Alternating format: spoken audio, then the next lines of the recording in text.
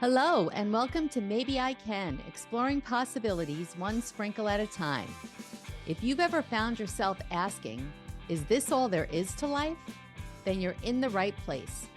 I'm Debbie, author, speaker, entrepreneur, and coach. And every Tuesday, I'm here to share a sprinkle of hope and inspiration. Together, we'll uncover the more joy, more fulfillment, more prosperity, more fun. We'll share stories of transformation, actionable tips, and that little nudge you need to take the next step. So let's embark on this journey of discovery and say, maybe I can, to a life filled with more. Ready to find out? Let's get started. The Maybe I Can show starts now. Hi, everyone, and welcome back to the Maybe I Can podcast. I am your host, Debbie Weiss. And today we are closing out our month-long series on family caregiving. As you know, it is a topic near and dear to my heart. And so many of us who have found ourselves as caregivers, I think, never expected to be in that position, but we never know what life throws at us. And so I'm happy to say that boy, it wasn't until I don't even know how many years ago that I discovered that what I had been doing my whole life actually had a name.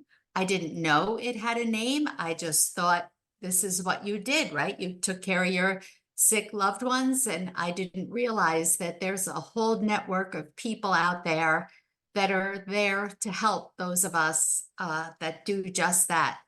And so today, my guest is someone who has had experience on both sides of the fence as a caregiver and also helping caregivers find the right care for their loved ones. And she is someone that I've actually met in person because I have to be honest, so many of my guests come from either somewhere else in the country or in the world, that it's not that often that I have someone local on the show. But today I do. So let me introduce you to Jessica Dale. She is the co-owner of A Place at Home in Somerville, New Jersey. And today we are going to explore her own caregiving journey, what A Place at Home is, what she actually does there, and how she can help. So Jessica, welcome to the show. Thanks, Debbie. I'm very honored to be here and excited to be part of this amazing mission that you have. Well, thank you. You and I are acquaintances. It seems like we've been thrown together at different places somehow, right? There's divine intervention, and you are a powerhouse packed in that petite little body of yours. Let me just say that. You're funny. This woman is amazing. So first, I'm going to ask you the question that I ask all my guests. Please share with us a time when you went from a defeated I can't mindset to a more empowered maybe I can attitude. Absolutely. I want to say that for me was when I decided to pursue my own business in home care. I knew I was stepping into a very unknown territory, and I had a lot of doubts and fears, but you know, running your own business could be very overwhelming. But deep inside, I knew that I had found my mission and purpose. I wanted to serve this population, these seniors and their families, because I knew what was to be and the other side as a caregiver. So that was my time, that I felt like maybe I can't, maybe I can. Wonderful. So let's start with, tell us a little bit about your own caregiving journey. Well, I've been taking care of my family like everybody else, but there was a time where I was caring for my mother and also my small kids. They call it the sandwich generation when doing both. My kids were very, very little. My daughter was one, and my son was a newborn when my mom was diagnosed with breast cancer. She was also um, dealing with a liver disease that is an autoimmune disease. So at that point, the cancer took more priority to care for. So it was very challenging. I didn't know what was available out there in the community. So I relied a lot on friends and family, which were great, but it is very overwhelming. And then later on, when my son, when he was the 1 year old, was diagnosed with autism, I didn't know what to expect. Thankfully, he is very high functioning now. He's 18, he's going to college, but it was very challenging to care for a parent, and then having the kids, and then later on being, in a position that I had to advocate for my son in many different ways. So it was very challenging as a caregiver. Yeah, as I can relate since I've cared for a parent, a son in the same very similar circumstances, and then my husband. Talk a little bit about how different was it for you being the caregiver to your mom versus the caregiver to your son? Like, the feeling, just obviously the circumstances were different. Yes. So, it was almost parallel, to be honest with you, because when my son was diagnosed, my mom was coming out of chemo and was getting better. So it was almost parallel, but at the same time, it was almost like one issue ends and then another situation came. I don't like calling them problems or issues. I like calling them challenges because life is just a challenge. At all times we have to resolve those challenges and to overcome and to lean on those people that we love and that loved us.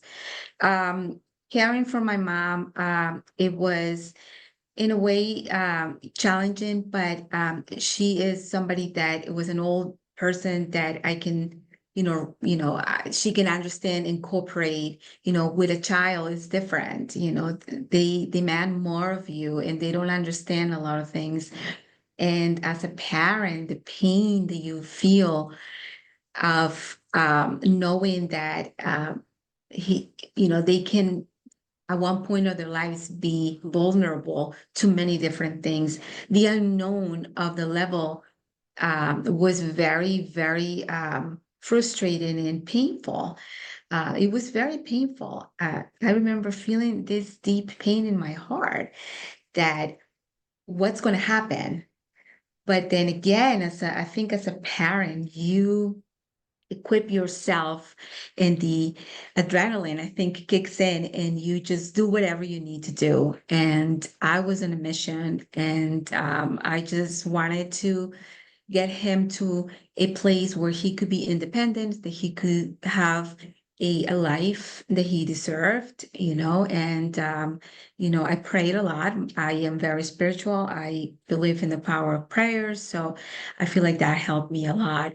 With my mom is very she doesn't complain. So it was easy in a way because she is a very good sport, and honestly, she's very strong. So that helped. But when you're caring for a child and then you have another one that doesn't understand what's going on, and he's getting all these therapies at home, and she wants to be part of it because she feels like it's a game and she's not being part of it. So that was a little challenging, but we were able to kind of combine it and used her as part of therapy. And to be honest with you, my husband and I, when we first met with a doctor in the field, he, I'm sorry, it was a she did tell us that my daughter was going to be the biggest therapist for my son because she was so social. And to this day, I want to say I am so proud to say that she adores her brother, and she goes out of the way to do things with him and, guides him through social situations. And that's all I can ask. Oh, boy, so many of the things that you said just so I so resonate with. Um, I'm my sure. son with the special needs is older than my other child, but he also, even though he is younger, they're 20 months apart, he was still we used him too. I mean, I hate to say used him, but Yeah, what it's not the it's right having word, a but role it model, right? she helped him, with those developmental, you know, um, issues or challenges that he had, and pushed him to be social, in a good way, because she Yeah, wanted to play with him. And, so it really was a game changer for him. yeah. And I think too, like you said, it's so funny. Out of the blue, I don't know if you journal, but I do sometimes. I'm better at it than others. And I find that sometimes when I'm journaling, you just never know where it's going to lead. And this morning, actually, I was journaling and it kind of led to the idea that, boy, there is no, and actually it came from me thinking about how my mother thinks about me, reminding myself that there is nothing like that parent-child connection. And no matter, here I am 61 and my mother is still, worried about me and thinking about my problems. And I'm 61 and it just never will stop, right? I mean, that's how it is. And so I think as a parent, when you care for and you're concerned about your child, not that you don't love your mother and you don't want everything fun, to be great for your mother. It's just different. And like you said, especially in this case where, especially when they're young, they can't advocate for themselves. And it's up to us to educate ourselves on so much, right? When it's all new to us. And I think most of the time, any caregiver is has to educate themselves on a new diagnosis, right? I mean, Well, that's the other usually it's out part, of the blue. you have to read about it and do your research and find resources. And, not everything that you read is true. Mm, And realizing that you have to do so much homework, you have so much to learn about the different things, and rely sometimes on doctors is not always, the most, it's not always, I don't want to say it's not always good, but I feel like having a second opinion, a third opinion, talking to other people that has gone through the same helps a lot. Because I've been with my mom, especially in situations where a doctor, she was misdiagnosed with bone cancer right after she has gone through so many different challenges already. And we cried and we were mm, devastated. And then we ended up going to a second opinion, and he said, "This is no bone cancer. This is just osteoporosis. This is no oh my bone goodness. cancer." I mean, how horrible is that? That is horrible. I think so often, and I think we're getting a little better, that we just think that doctors know it all and they're human and they Yeah. make mistakes. They don't do it on Right. purpose, right? But, that's the whole idea of a second opinion. And I think that our generation and younger generations are learning that it's okay to challenge and to ask questions Ask and to questions. do our, Ask and you know questions. what? Yeah. Now, right, with the internet, like it's a good and a bad thing, right? Oh my Yeah, goodness, it because is. when we first got my husband's diagnosis, I can't even tell you how many hours of rabbit hole. So, you can get kind of crazy. And I know every time, like, you have a bump on your finger and you have yourself Well, diagnosed with 5 million different things, right? that's the part that I think we need to be there's a balance, right? And I Yes, finally heard my husband, because every time, like you said, something comes up, or the dog, or you see something in your body, or you have a symptom, you start Googling it. I stopped doing that. I, sometimes I kind of like want to do it, but I stopped doing that because it's going to drive me crazy. And yes, why, worry before even knowing what exactly is. So um, yeah, I think as we get older, we get wiser and we get smarter. I really don't have a lot of time. So I figured, I'm not gonna worry about it. I'm gonna let the doctor take a look at me. If I don't like his answer, I can always go to another doctor, exactly. and see what's really going on. But again, the internet is great. And yes, we do need to do our own research, but we need to be careful of what resources and what the sources that we are getting our information from. Absolutely. Very good advice. Yeah. So let's go back to when you were, caregiving for your mom and when they kind of overlapped or didn't overlap. What kind of emotions, um, did you have time to worry about yourself and you were either had, Yeah. infants basically. You Yes, there that's was. like takes some getting used to in the first place on the one hand, but then you're worried about your mom. When did that affect your own mental and physical health? Yes, I remember. I can tell you at one point, when my mom went to get her liver transplant, because after she was diagnosed with the breast cancer, right after like a year, her liver disease progressed. Long story short, she gets out of the surgery, that the transplant, and she comes home after being in life support for 2 weeks, because the liver transplant went well, but she developed pneumonia. And then we didn't think she was going to make it, but she got out of there, comes home, and we're getting finally, acclimated, and she falls and breaks her femur. Oh my The gosh. leg where her hip has been replaced in the past. So the hip kind of moved. So I remember rushing her to the hospital. And when the doctor said her femur is broken, we need to put her back in the hospital for another 5-hour surgery. And he said, I must say, after what she's been through and being so weak, this is fatal. And we can't guarantee anything. And I remember I was in the hospital and I just sat on the floor, and I told my husband, I just can't take this anymore. I need something to calm me down.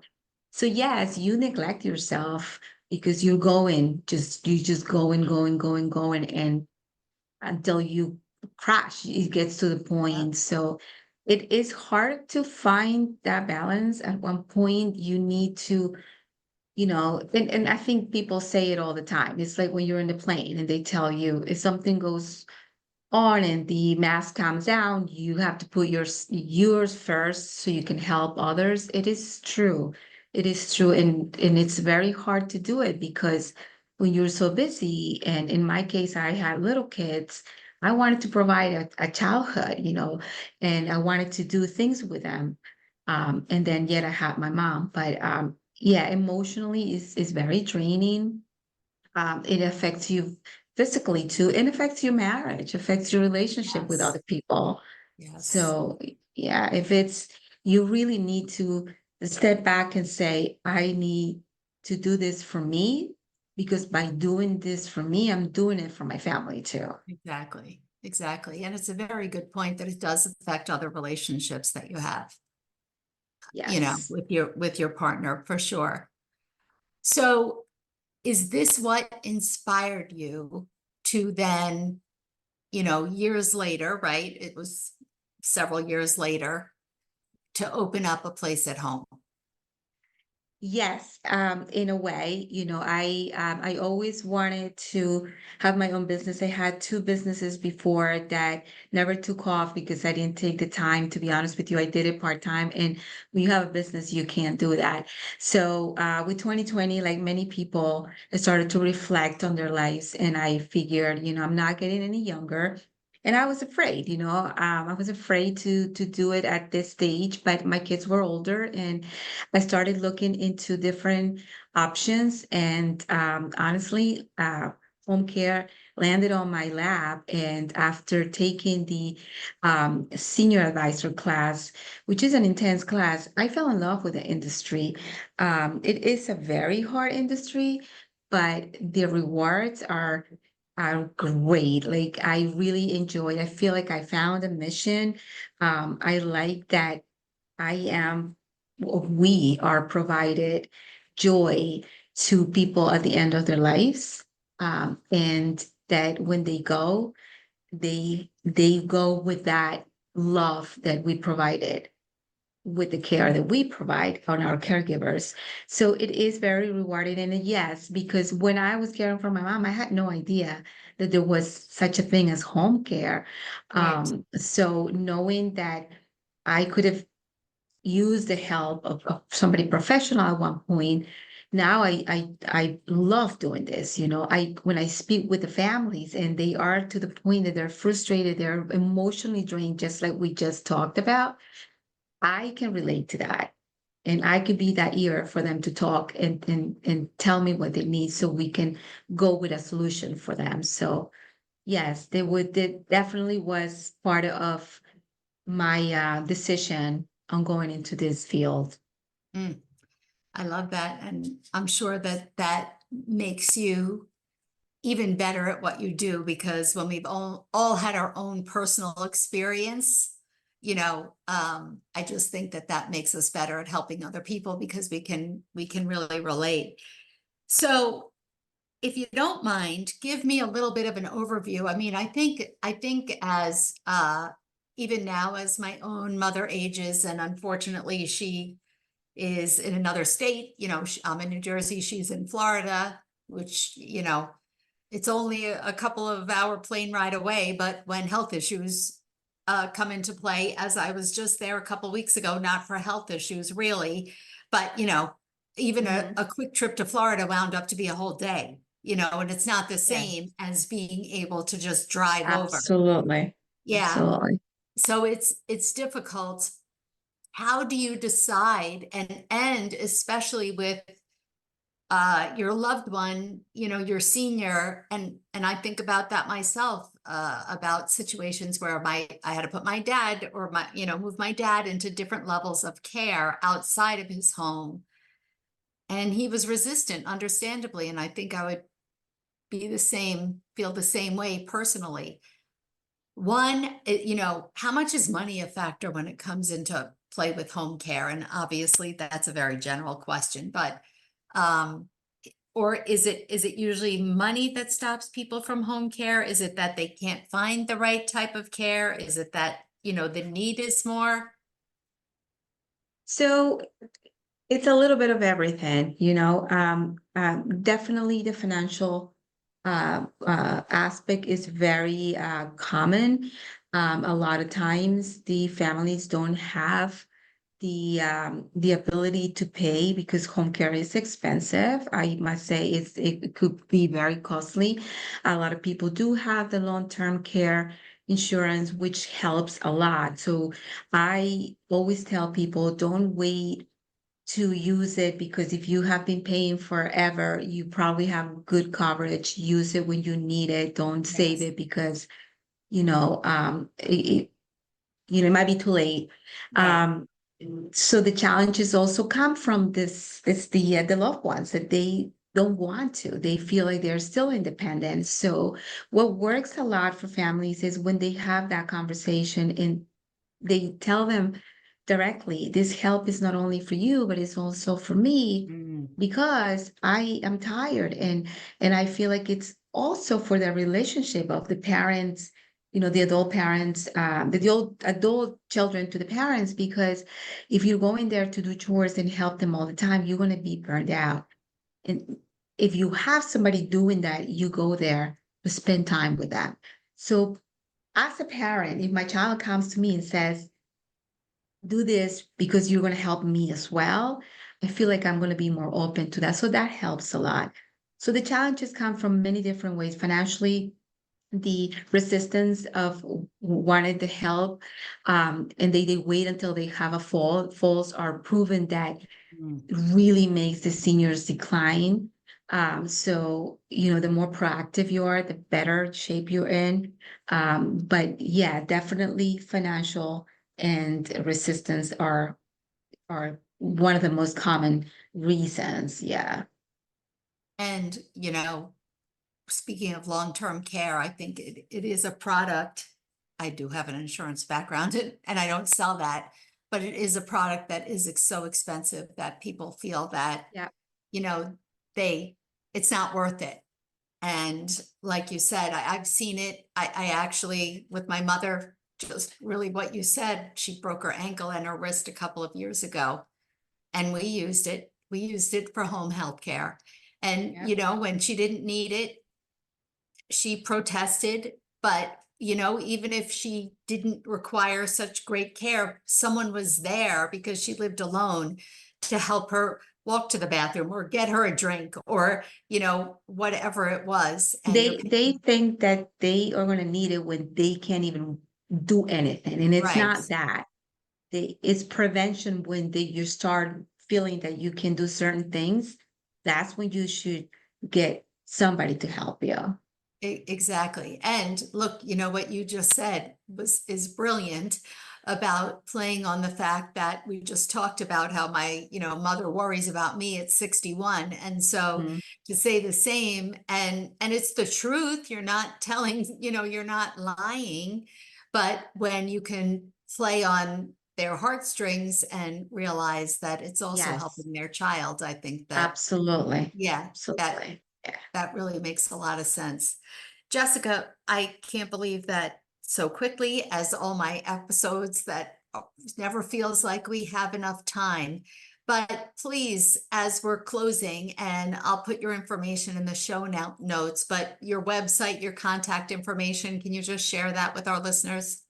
Absolutely. We are located in Somerville, but we cover Hunterdon, Somerset, Morris counties, as well as some parts of Middlesex and Union County. My website is iplaceathomenj.com.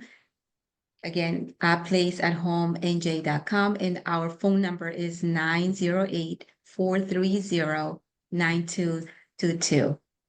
Thank you so much Wonderful. for having me, Debbie. This was Oh, wonderful. It felt really like being, together in person. Yeah, so it's so exactly. That's comfortable.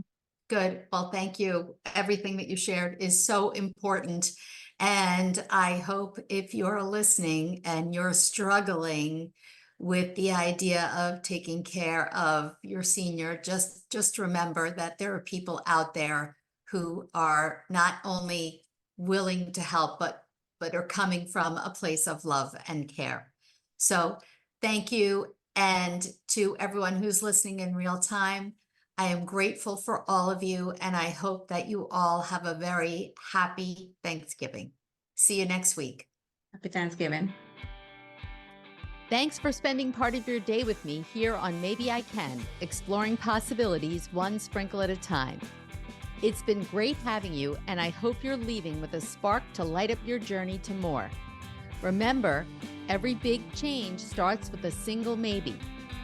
If you're ready to kickstart that change but not sure where to begin, I've got just the thing for you. Head over to download my free guide, The One Critical Step to Kickstart Change, and take that all-important first step. Let's make those maybes into reality one sprinkle at a time. Catch you next Tuesday at 4 p.m. Eastern, 1 p.m. Pacific with more stories, tips, and that extra push you might need. I'm Debbie saying goodbye for now, but always remember, maybe, just maybe, you can.